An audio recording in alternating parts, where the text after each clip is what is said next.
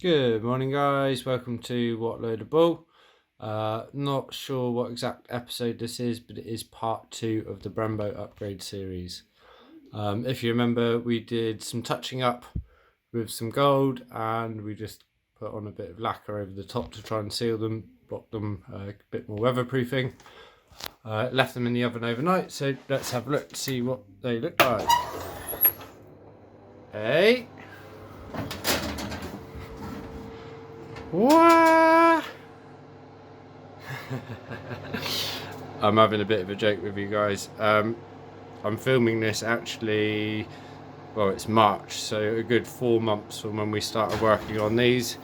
I had nothing but problem after problem after problem, which resulted in full breakdown and restoration. I got these back from powder coaters this week. This is a purple. It's got a real nice gold flick to it and a bit of a blue flick, and it just looks black at some angles as well. It's a black base coat. Had this done by PCL powder coating in Bridgewater. I'll put a link to them down below. But yeah, so like I said, it's been several month long project. Got these back this week. Got some other stuff painted this colour as well, or powder coated this colour as well, and was keen to get the colour reveal out there. So the rest of this video is all the problems I ran into while stripping these down and getting them ready to be like this. So hopefully you'll learn a bit about stud extraction and removing broken studs, removing seized and broken bleed nipples, which was the common theme on all of these, and then you'll sort of see how I got them to this state. The next brake video will be me rebuilding them, and then there'll be another one when I actually get around to fitting them on the car. Anyway, hope you enjoyed the video ahead. Comment below if you have any suggestions that might help anyone else who runs into these problems, and yeah, I'll see you soon. Not sure how much I'm going to be able to get done time wise today, so I'm going to start with the rears, get them complete, and then if I have time to do the fronts, I'll do the fronts as well. I have left it in park. I've taken the handbrake off. I'm going to jack it up from the rear diff and then put some axle stands on there. Before I do all of that, obviously I'm going to crack the nuts on the wheels, and then once it's up in the air I use the jigger just to blast the wheels off. The reason I've left the handbrake off now is because I'm going to need it off to get the rear discs off, and what I don't want to do is have it up in the air, then take it off, and then all of a sudden it move. So yeah, that's the method to that madness. These are the ones which I just lacquered. They seem to have come out okay. And also the sliders, you can't see there a bit in the shade, sliders and springs, they've come out quite nice as well. I'll show you what I did with them a bit later on. So that went up and down pretty well. So like I said, I jacked from the spring cup on the swing arm because that was the lowest accessible thing that I could reach, and then I've got the axle stand resting on the anti-roll bar mount there. I'm going to go and get the other side jacked up and on a stand before I take this wheel off. I'm going to go and do that one. So it's all up and sturdy now. I had to readjust it. By the time I got the other side jacked up, this swing arm had drooped enough that the wheel was hitting the floor again. So I'm up to 1 notch on the axle stands either side. Just going to blast the wheels off the rattle gun. Like I said, I already de-torqued them before I jacked it up, so it should be easy to go. Right, I've been thwarted for the day, I'm afraid. These wheel nut spacer nuts are just turning to mush. I've got 3 out, but 2 won't come out. I haven't got time to be faffing around with this today, so I'm going to put it all back together and tackle this some other time. I'm not really sure how to do it. I might see whether you can get like a reverse cutting hole saw and slip that over the top. Maybe that can bite it from the surface and put it out that way. But yeah, I'm not even going to try. I'm not even going to look at the other side because they're probably going to end up like this anyway. So I'm gonna get some new ones of these, and then tackle this another day, which is gutting because I don't know when that will be. Anyway, catch you whenever. Right, I've taken the tough executive decision to cheat this one. Seeing as I've been thwarted today by the nuts on the wheel spacers and how awful these have turned out, I think I'm actually going to send them away to get them overhauled. And haven't got another weekend free for a little while anyway to fit them, so may as well just send them off, get them done nice. I'm going to get a couple of quotes, one for this gold, which I'm not actually all that fond of, and more likely a gunmetal grey, because I think that would be suit the car a little bit better. So what I am going to do before I send them away, I'm just going to crack all these bolts, all these nuts, remove the bleed nipples, just so that they've got less to do, and there's no chance that they can tell me that they were unseizing bolts when I know that I've done it all before sending them off. So I'll report back. Wish me luck. So this is exactly why I wanted to get the bleed nipples out before I sent them away. This one here, it moved a bit and then it sheared off. This one here came out, but it left a lot of the thread of the nipple in there, so I'm hoping that the main thread's okay. Sorry, you can't really see it, but I've got a tap. Hopefully I've got a tap. If not, I'll take it into work and tap it there before sending it off, just to keep the bill as low as possible. So as you've seen earlier on in the video, I say earlier on, I filmed that a week ago, I got thwarted when it came to actually fitting the rear calipers.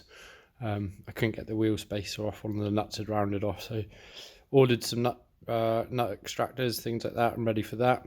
I thought I would take the opportunity to get these done properly. I've looked into sending them off and it's all quite pricey. I'm quite lucky where I live, there's actually quite a few sandblasters or grip blasters and a few powder coaters as well. So what I've decided to do is sort these out myself. So as I was preparing them to send it off, I managed to shear off most of the bleed nipples, or they lost their thread inside. Got a couple of studs stuck as well. This was the only one of the rear brackets which came out.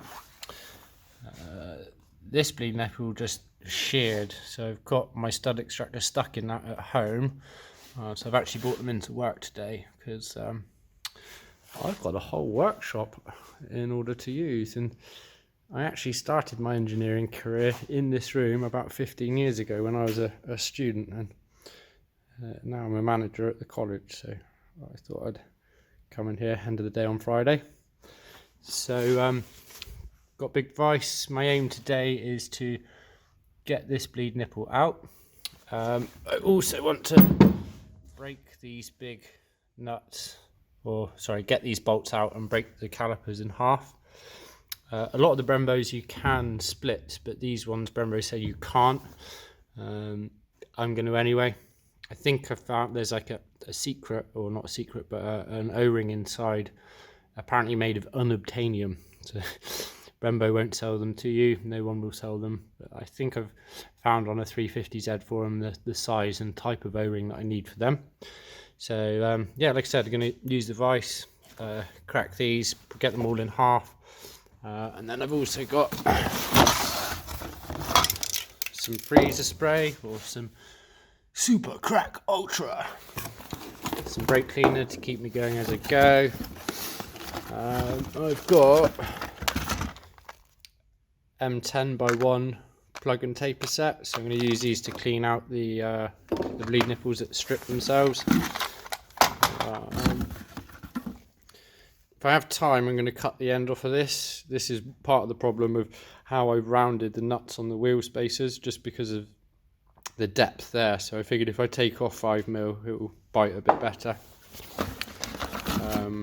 Tap wrench and some bags and Sharpies and stuff to label everything. So I think I'm going to start trying to get this one out, and then start breaking them in halves, and I'll report as I go along. So wish me luck. This thing's playing hard to get. Even my my tap grip is slipping on it, so I've left it soaking in the ultra crack. And now I've got this taper and plug M10 by 1 thread. So these are for the bleed nipples. Typically when you thread a hole, you run a taper through. So I don't know if you can see, you've got a bit of an angle on that one. Once you've gone through with that one, then you cut the real thread with the taper. With the plug. Because these are so short, I think I'm just going to go straight in with the plug, because obviously they are cut already. I'm just trying to get out the bits of bleed nipple which got stuck in there. And I think I've got one in here to show you. So you can see that thread just got ripped off and left in there. So hopefully I can get that out. One of the things that put me off sending them away is they wanted 45 quid to get one of these out and correct it. Now, every single one of these has got a problem, so really I want to fix that myself. So I did end up using the taper and the plug. I think I got down to the bottom. I did bring a brand new nipple with me to test it, so fingers crossed we got that one. So it is coming, but very slowly. My workmate's going to come and give me a hand in a minute. He's just finishing off his class, so in the meantime I'm going to split it. So I'm using this big Allen key bit, which is going to go on my ratchet. I bought this kit, this Draper Expert kit, about 12-13 years ago, and it's proved to be very useful, so fully recommend it. There's one bit of success at last. This is real poor design on Brembo's part, in my opinion. This particular caliper, the one for the 350Z, they actually build, assemble, and then powder coat all the bolts in there. Now, to me that's stupid, but they do say you're not meant to break this one in half, so maybe they know more than I. But I'm going to break it in half, because I don't think you can powder coat it properly without. I have found the part code for these bolts, so I'm going to try and get some new ones to go in there, just because that head looks a bit skank, but if not I'll give them a clean up when it comes to the rebuild.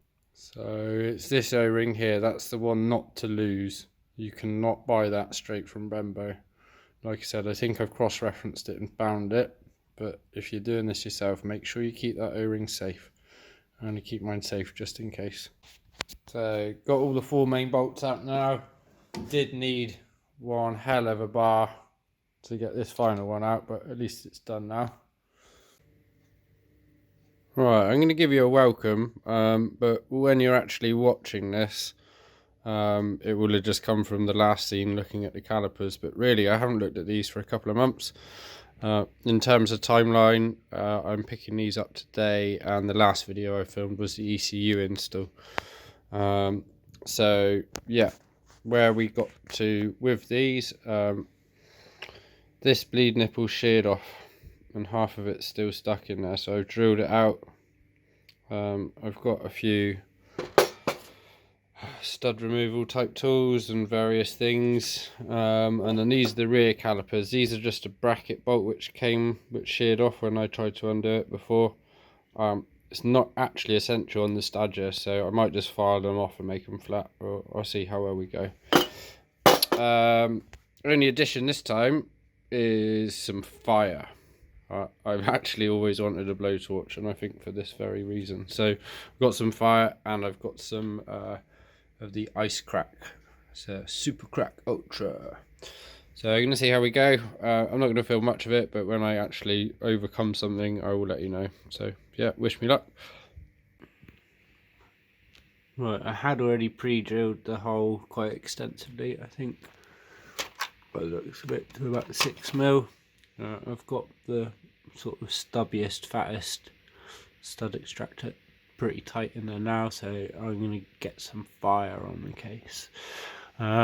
These are going off to be shot blasted and powder coated, so I'm not at all worried about the paint finish. But if you're doing this and you are worried about the coating, then be careful. But like I said, I'm getting them recoated anyway, so I'm just going to heat up around here and then whip some of the super crack in there to hopefully freeze the inside, and with a bit of luck that bleed nipple will just pop out. So the initial plan of fire and ice didn't quite work. You can see how hot I got it. I'm sure it helped, but it didn't make it pop out. So what I've been doing is drilling the bottom of it, and you can probably see the bottom of the bleed nipples come dislodged now. So I'm going to have a go again at putting the stud extractor in, and hopefully now the sleeve will come out, and then the bottom of the nipple will just drop out afterwards. I've been quite tentative with the size of the drill bit. In fact, the biggest one I can find is an 8mm anyway, so that's just under where you want to be for an M10 tap. And if needs be, I think that's going to be my next port of call, is just to ram a tap in there and hopefully pull out what's left of the nipple, because there's not much of it left now. So looking good. Right, making headway. Looks like crap, but I think I've got the top half of the nipple out now. I've started off using, I think this is the plug one, and then I'm going to use the actual tap in a minute, but start off with a thinner one, or more of a tapered one, followed by the plug. Maybe that's it, tapered plug, I don't know. Anyway, looking good. Right, we are cooking on gas. I am so chuffed. I've got the fat M10 tap in there now, and I'm just going around it with my adjustable, sort of half a turn forward, quarter turn back, thereabouts, just to make sure that all the swarf is sort of coming out of where it's going. So like I said, I made a start with the tapered one, and then as soon as I got a good bit at the top, I thought I may as well just bore it down. Due to the depth of it, I thought it'd be better off just to run the proper tap down. So yeah, almost there on this one. Success. Nipple is in there, it's all nice and snug.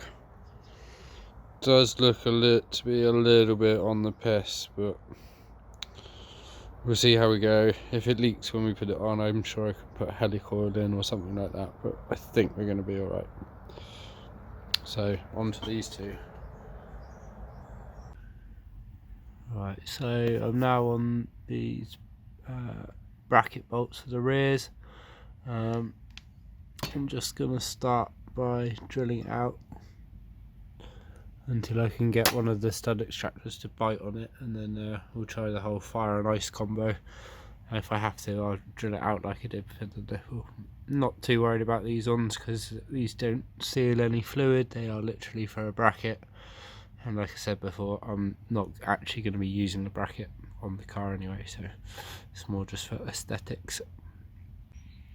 Bollocks!